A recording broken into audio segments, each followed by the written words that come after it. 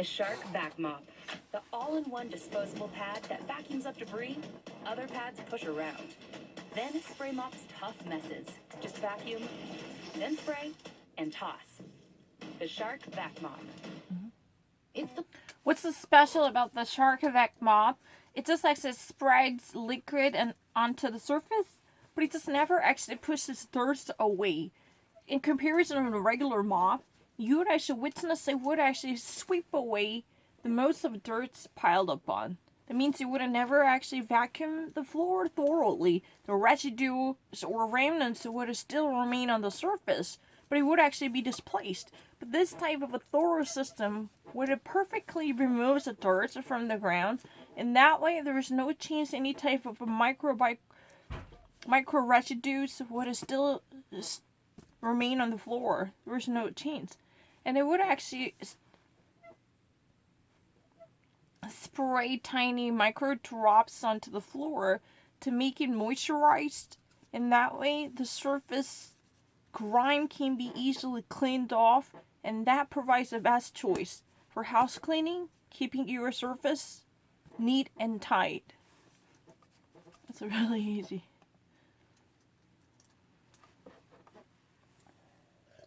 There are cars.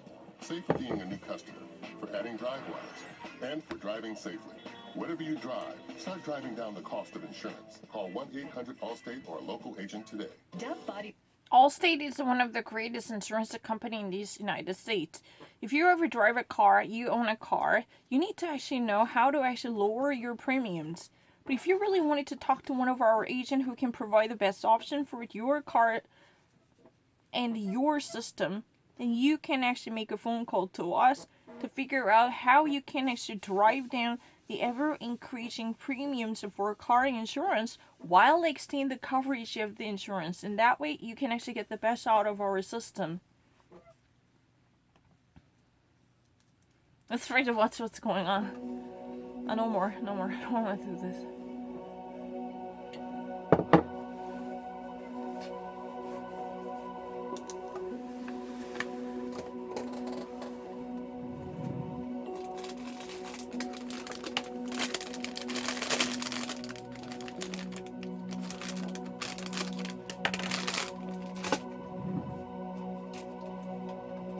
We're done with disposables. Introducing Super Leak Proof underwear from NYX. The most absorbent period undies ever. They look and feel and machine wash just like regular underwear.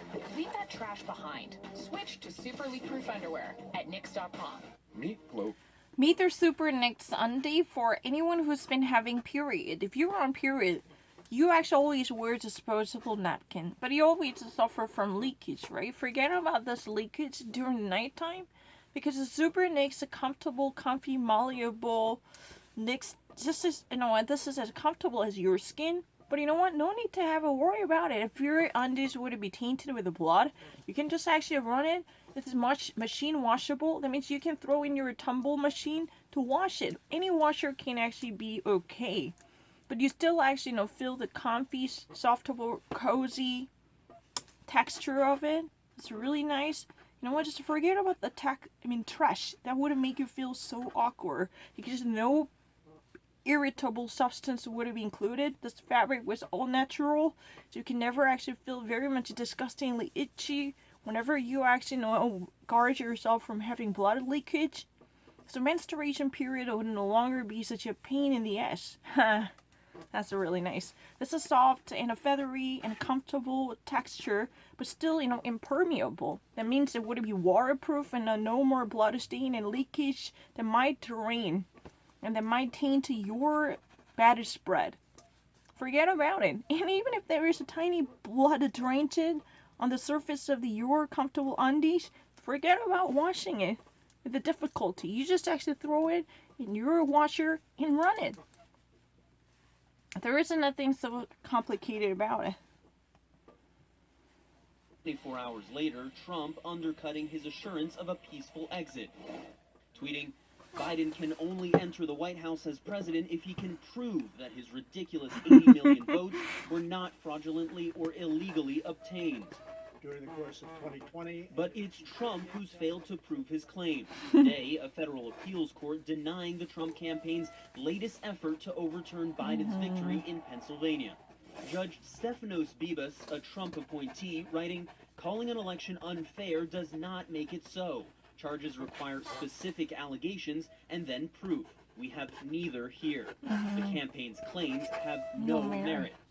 That ruling brought Trump and his allies' courtroom losses and withdrawals to more than 30, with not a single court in any state substantiating Trump's claims the election was rigged. Trump also refusing to commit to attending his successor's inauguration, a tradition upheld by every outgoing president since 1869. I don't want to say that yet. I mean, I know the answer. I'll be honest, I know the answer, but I just don't want to say it yet. Trump is committing to campaigning next week in Georgia, It's very important that we win those races. where 2 runoff elections will decide the fate of the U.S. Senate. Georgia Republicans are worried Trump's baseless claims about voting I said, listen, you have a fraudulent system. and his attacks on the state's Republican Secretary of State He's an enemy of the people. The Secretary of State. could depress GOP turnout. Today, Trump doing damage control, tweeting, "The 2020 election was a total scam, but we must get out and help David and Kelly. Otherwise, we are playing right into the hands of some very sick people." Meanwhile, the president spending another day on the golf course, missing in action as the coronavirus pandemic enters its darkest chapter yet. We are rounding the curve. Downplaying the virus, focus instead on who gets credit for the vaccines. Don't let Joe Biden take credit for the vaccines. The vaccines were me, and I pushed people harder than they've ever been pushed before. And we got that approved and through, and nobody's ever seen anything like it. And President-elect Joe Biden's team is now also reacting to that lawsuit in Pennsylvania and that ruling from the Third Circuit Court of Appeals there. This coming from the spokesman for Joe Biden, Mike Gwynn, who says, quote, "This election is over and Donald Trump lost, both in Pennsylvania and nationally. Desperate and embarrassingly meritless lawsuits like this one will continue to fail and will not change the fact that Joe Biden will be sworn in as president on January 20th, 2021. Now, as for the president's legal team, we got a statement from Jenna Ellis, one of the president's lawyers. She says that the campaign plans to take this lawsuit all the way to the Supreme Court. Jeremy Diamond, CNN, the White House. It's a very interesting news story. I mean, I actually started in the middle of this report. President Donald Trump is still very much obsessed with his desire to subvert the consequences coming from the Joe Biden's victory and President Donald Trump's loss. But today there was another blow that truly shamed President Donald Trump's efforts, because the Third Circuit Court truly sides with Joe Biden by saying that Donald Trump's decision has no merit whatsoever. This, Third Circuit Court, Stephanos Bibas, was appointed by President Donald Trump. So one might actually say that, he could actually be Donald Trump's loyalist, but he actually puts down the harshest criticism against Donald Trump's effort, saying that just simply saying that the election results were fraud and all the votes that were counted were not substantiated. This type of one-sided claim would gain no traction in the system, because there is no substantiated evidence to back up that kind of argument. It means there is only a circumstantial assertion, which you could never actually gain a fructified proofs that can be tradable or exchangeable in the realm of jurisprudence. That's really the reason why his claim gains no merit. There is no understanding whatsoever that could be acceptable within the court system, because no one would ever think this would be reasonable and sufficiently compelling that might demand the court system to give an approval for a recount. No. President Donald Trump again spread this argument that Joe Biden first, before his inauguration, should prove how he in the first place won 80 million ballots. That would actually be a conspiracy theory, as he asserted. But technically, it's Donald Trump who should first bring out the consensual agreement from different sides, because he is a loner. He's a lone wolf in this game who's been claiming that he somehow managed to win this election with no efforts that might be concrete enough to bolster the argument.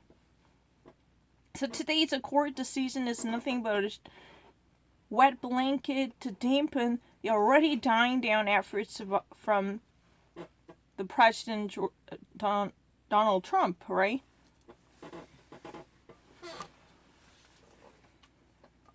And he also failed to clarify whether he would attend the inauguration ceremony of Joe Biden. That has been tradition ever since 1869. There was no single outgoing president who skipped this event. So he could be very exceptional or not.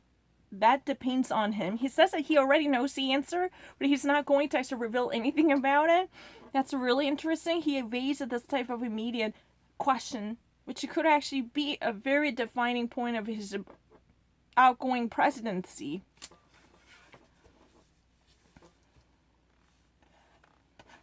He's been still looking for a chance to have a say in this political game, because in the next week he's been already planning to join the actual Senate runoffs taking place in Georgia. There are massive campaign efforts that are happening in the state of Georgia for this Senate runoff, which could definitely have a definitive power to change the fate and destiny of the United States Senate. He actually demonstrated his will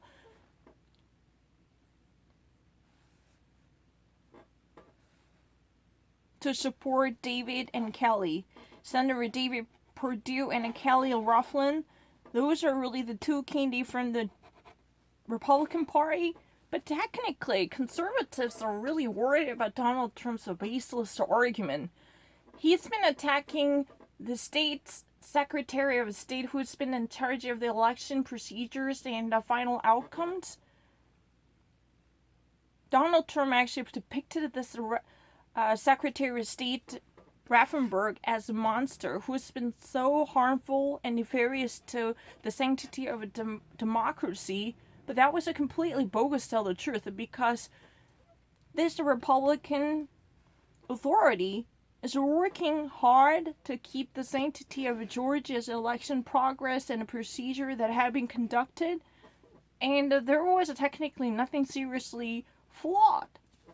But President Donald Trump again made this type of politically tinged arguments, which it could even have a backfire on amongst many of the Republican voters.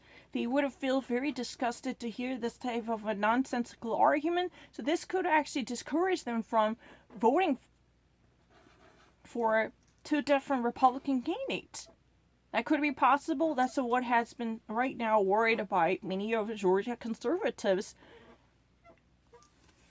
So no one really knows what type of influence he could exercise in this equation. How many people would it be drawn to this conspiracy theory, or how many people would it be repelled by this emergence of outrageous argument? No one can actually guarantee that. Meanwhile, Donald Trump is really not like the person whose nation is facing a serious pandemic crisis, because he still spends most of the time golfing or tweeting. Again, he's been extra frequently spotted at the golf course situated in Virginia, where he's been spending most of his free time these days. Meanwhile, the nation is just extra steps away from the darkest chapter of the coronavirus history, adding significant amount of deaths to the death toll of COVID-19 every single day, with no exception. But meanwhile, his narrative has been reduced into who gets what type of credit. He's been desperate to withhold the dissemination of COVID-19 vaccine, if that would have favored Joe Biden's credentials. So he's been working really hard to actually see the actual benefits coming from having people vaccinated, as if he is really the developer of the coronavirus vaccines. He's been dying to forbid Joe Biden from being the health authority who somehow muster of one's resources to control the situation with efficiency because of the advent of the COVID-19 vaccines. He's been really worried about Joe Biden would have somehow snatched this chance away from him. He just actually emphasized how much, throughout his presidency, ever since the outbreak of the coronavirus, he has been working really hard to spread the monetary resources to boost the efforts of a coronavirus development and invention.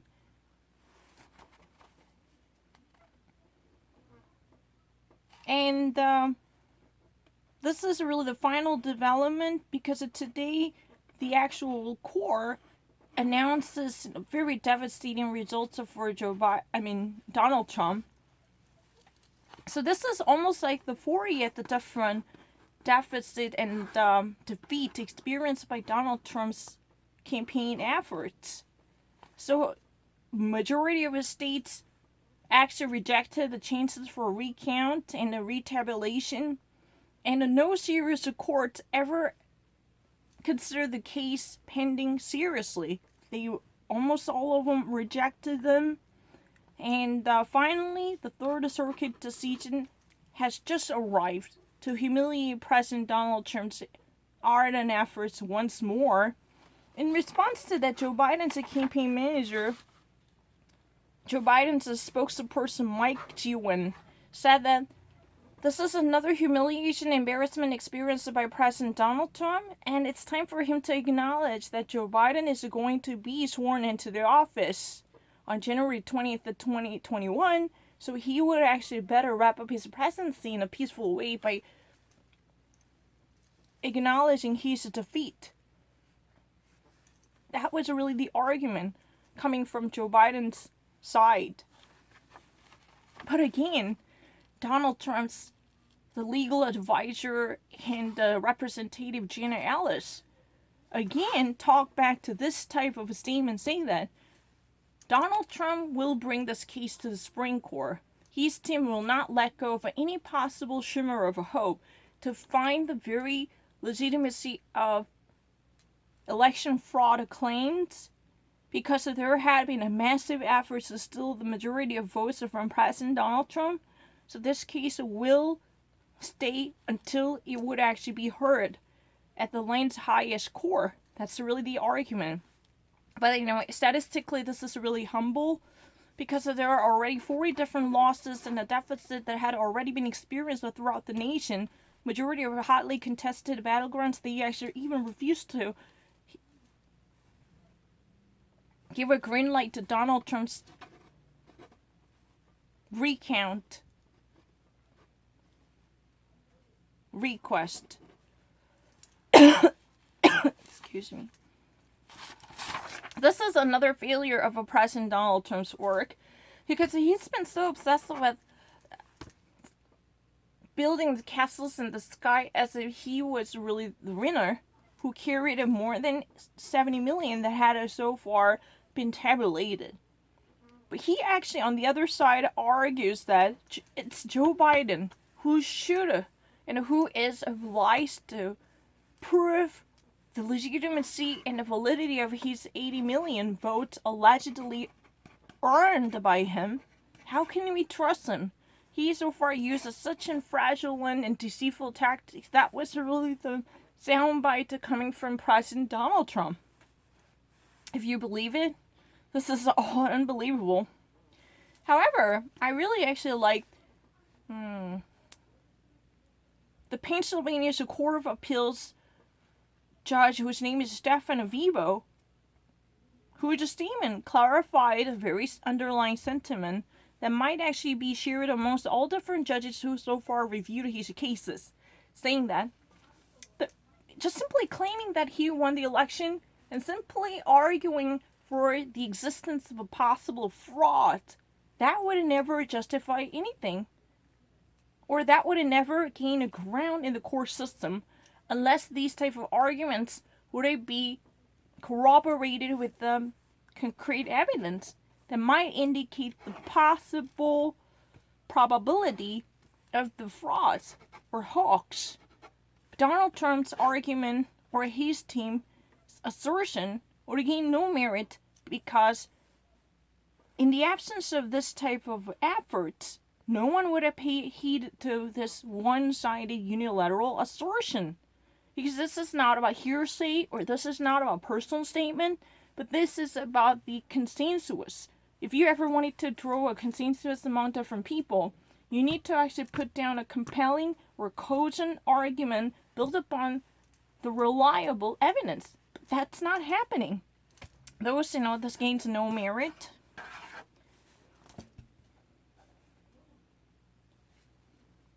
Yeah.